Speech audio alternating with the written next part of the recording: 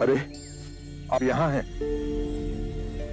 आज जब हम अपने शिष्यों से वार्ता कर रहे थे तो आपको वहां नहीं पाया। मैं वहां उपस्थित नहीं रहना चाहता था। क्यों?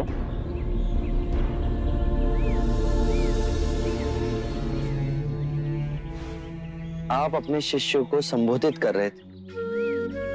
यदि स्वाभाविक कोई प्रश्न मेरे मन में जागता तो आपके शिष्यों के सामने उसे पूछना आपको दुविधा में डाल सकता था। परंतु यहाँ तो एकांत है। अब हम वार्ता कर सकते हैं। कृपा करें, आप दुख के संबंध में कुछ कह रहे थे। क्या आप ये मानते हैं कि दुख सत्य है? क्या आप ये भी मानते हैं कि दुख के कारण भी है? हाँ। यदि कारण है तो दुख तो रहेगा, और यदि कारण ही समाप्त हो जाए तो दुख भी लुप्त हो जाएगा, जैसे सूर्य के प्रकाश से अंधेरा। आप सुनी सुनाई बातें नहीं कहते, अपने गहन अनुभव के आधार पर कहते हैं। आप धर्म और सिद्धांत की नहीं, देखी हुई बातें कहते हैं। आपने कहा कि मुक्ति का मार्ग है अपने विवेक को जगाना और गूढ़ ध्यान में लिप्त हो जाना, जिससे मनुष्य स्वयं को और इस संसार को भली भांति समझ सकता है। परंतु एक प्रश्न है, ये जो सारी विधियां हैं, रीतियां हैं, पूजा पाठ हैं, क्या ये सब व्यर्थ है?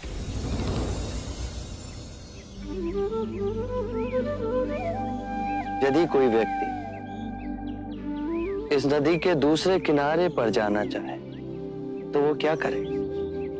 यदि जल गहरा नहीं है तो वो चलकर जा सकता है, और यदि जल गहरा है तो वो नाव की सहायता से जा सकता है या स्वयं तैरकर जा सकता है। यदि वो चलना ना चाहे और ना ही तैरने को तैयार हो और ना ही नाव ले जाने को तैयार हो, और वो कहे कि मैं प्रार्थना करता हूं इस नदी का दूसरा किनारा स्वयं चलकर मेरे पास आ जाए, तब तो ऐसे व्यक्ति को मूर्ख कहेंगे, महामूर्ख।